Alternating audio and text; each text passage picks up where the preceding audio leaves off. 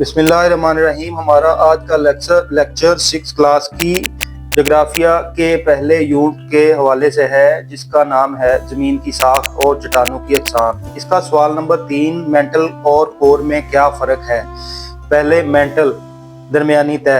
قشرِ ارض کے نیچے یہ تہ ہے جو کافی گرم ہے۔ اس کی گہرائی 2900 کلومیٹر ہوتی ہے۔ یہاں پگھلی ہوئی چٹانیں موجود ہوتی ہیں جو آتش فشاں سے باہر آتی ہیں۔ اس کی مثال جیسے سیب کا گودا، جیسے پہلے والے کو سیب کا چھلکا مثال دی تھی۔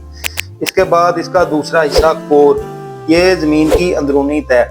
زمین کا سب سے اندرونی حصہ، اس کی کل گہرائی 3470 کلومیٹر ہے اور یہ دو حصوں میں ہوتا ہے، آؤٹر کور اور انر کور۔